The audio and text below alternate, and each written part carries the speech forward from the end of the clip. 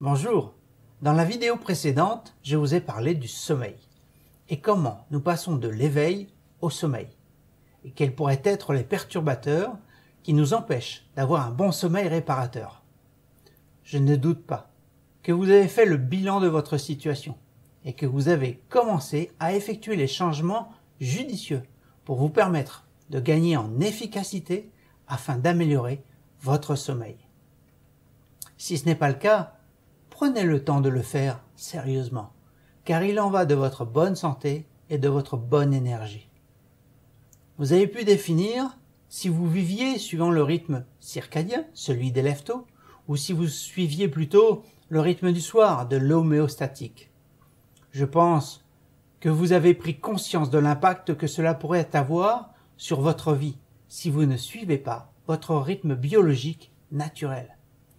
Rappelez-vous que vous avez un rôle à jouer pour améliorer votre propre santé. Et cela peut comprendre un nettoyage de vos habitudes en relation avec le sommeil. Avez-vous pu définir s'il y avait des phénomènes perturbateurs dans votre chambre à coucher? Avez-vous fait le nettoyage de ces pollutions électromagnétiques, lumineuses ou sonores, pour vous permettre de dormir dans une zone saine? Rappelez-vous que le sommeil est le seul moment où vous restez aussi longtemps immobile au même endroit, alors protégez-vous. Dans un instant, nous allons voir les nombreuses solutions qui peuvent être mises en application pour vous aider à favoriser un meilleur sommeil. Mais avant ça, je voudrais vous parler des choses à ne pas faire qui pourraient nuire à votre bon sommeil et perturber votre nuit. Il faut éviter de faire du sport trop tard le soir, car le corps sécrète des hormones et de l'adrénaline. En plus, l'activité sportive élève la température de votre corps et vous risquez d'avoir des difficultés pour vous endormir. Après le sport, pour favoriser un bon sommeil, attendez 2 heures avant d'aller vous coucher, en faisant attention de respecter votre horloge biologique. Si vous avez des animaux de compagnie, ne les laissez pas dormir dans votre chambre, et encore moins dans votre lit. Certains sont éveillés la nuit, comme les chats, les hamsters et les cobayes.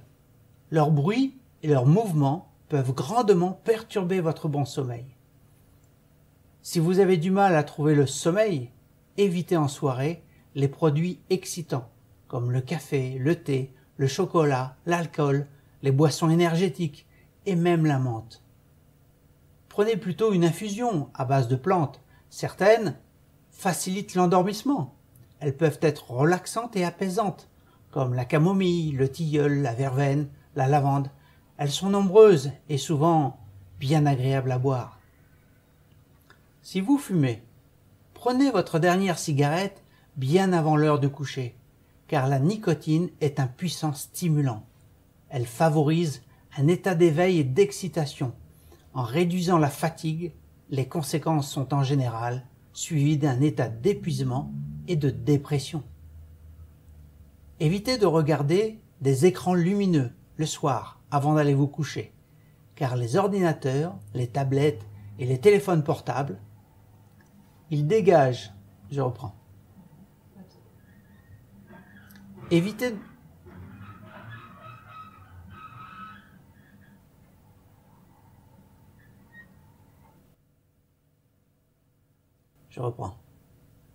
Évitez de regarder des écrans lumineux le soir avant d'aller vous coucher, comme les ordinateurs, les tablettes et les téléphones portables.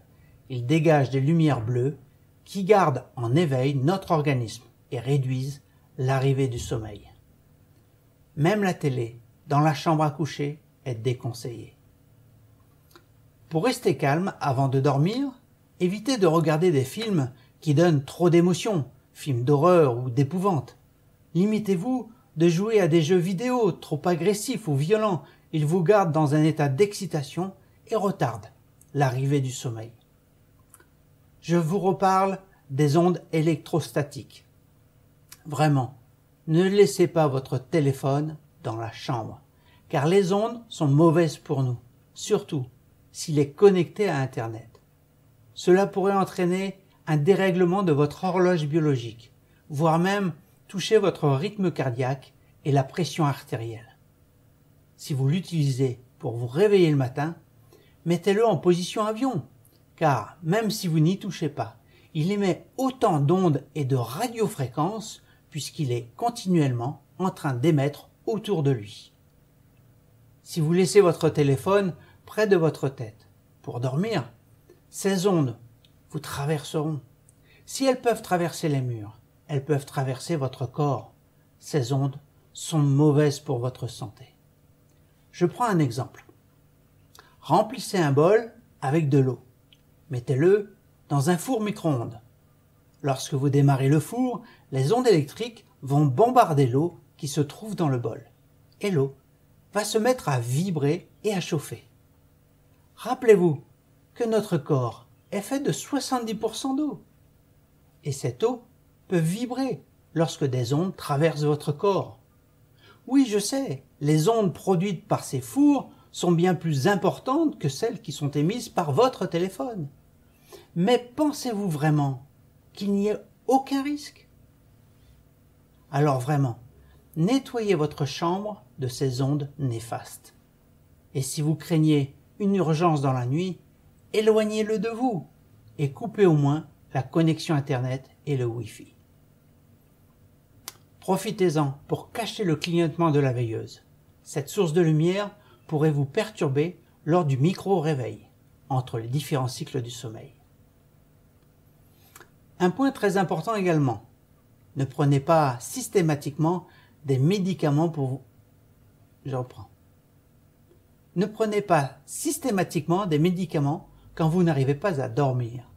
Les médicaments peuvent avoir des conséquences importantes sur le bon équilibre de votre organisme, sans compter les effets indésirables et la dépendance.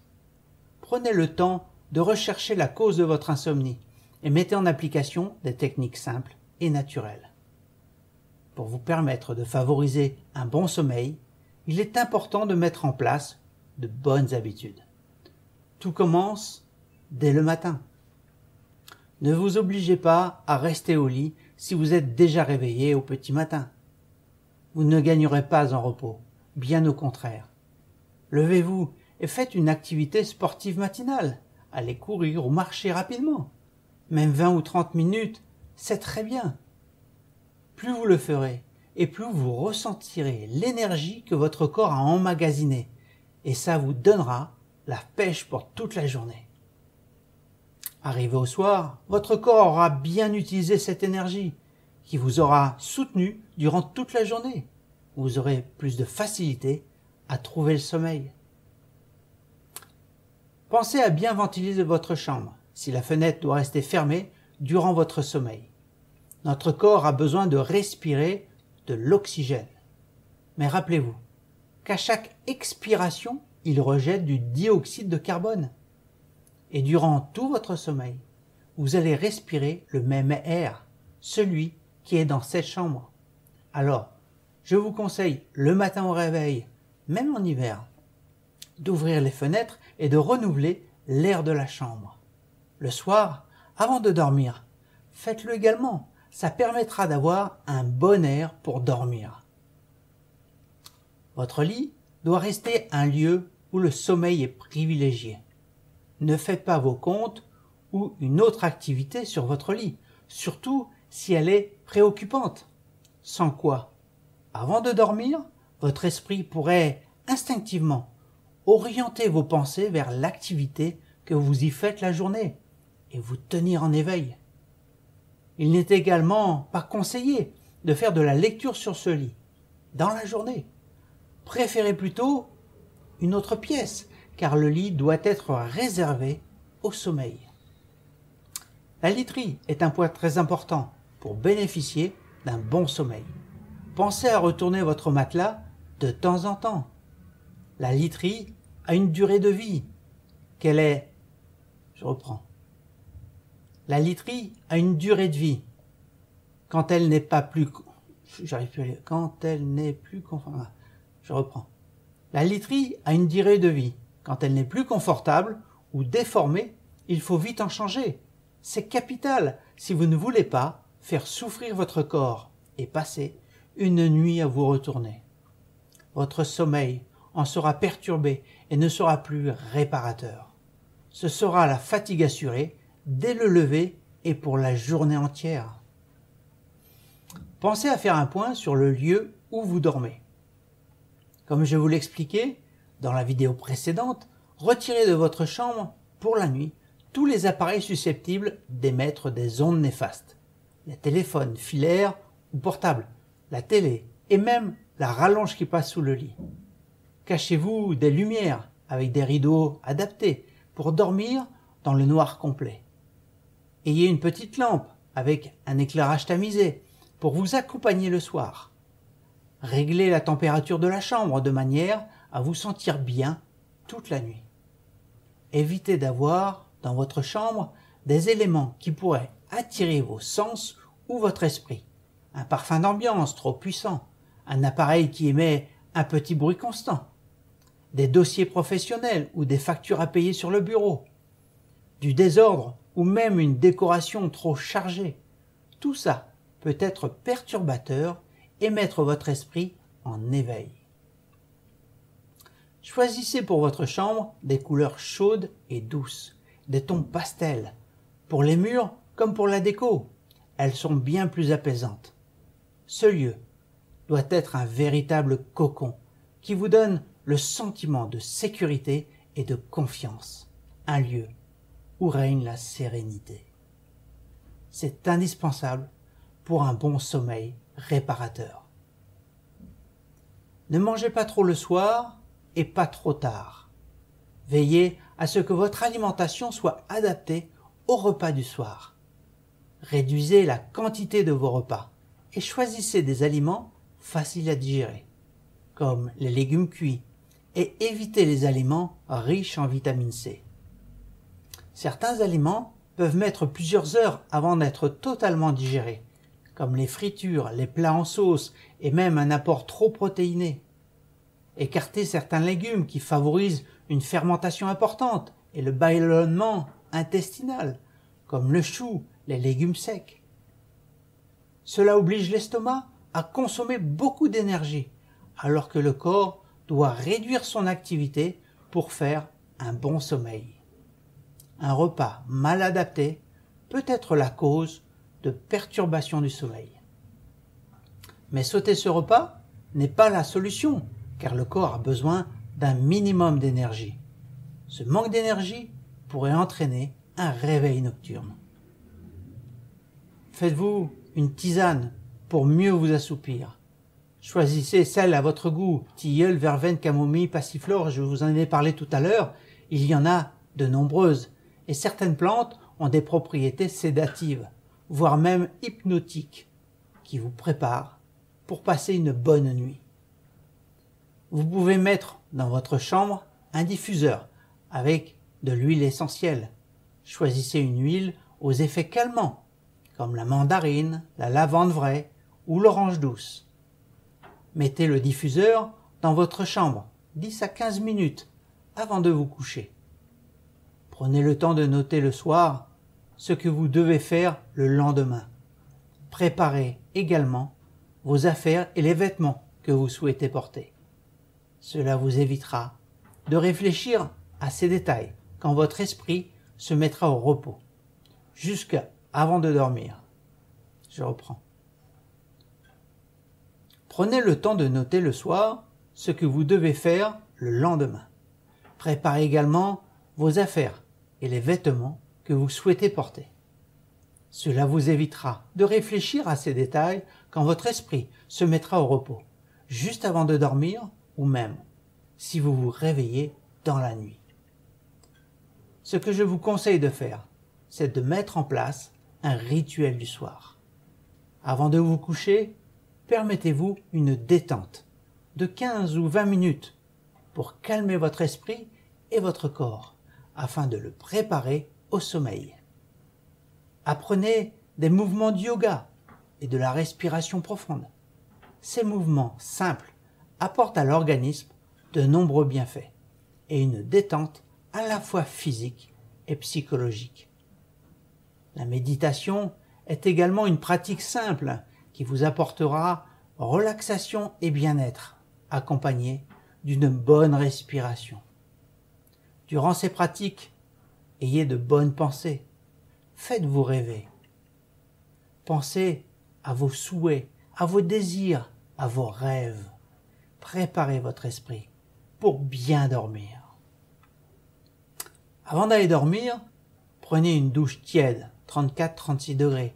Elle correspond à la température de notre corps. L'eau tiède favorise la détente de tout notre corps. Couchez-vous à des heures régulières, tout en suivant les signes de votre corps qui vous avertissent qu'il est l'heure de dormir. Pour vous aider à trouver le sommeil plus facilement, vous pouvez également faire un peu de lecture en évitant les histoires qui vous tiennent en haleine. Choisissez des romans simples et tranquilles. Écoutez de la musique très douce. Ça pourrait lancer votre sommeil plus facilement. Et si vous vous réveillez la nuit et que le sommeil tarde à revenir, notez les pensées et les rêves que vous avez. Ce sont souvent des réponses aux problèmes, comme si l'esprit vous envoyait des messages. Gardez sur la table de nuit un papier et un crayon pour les écrire.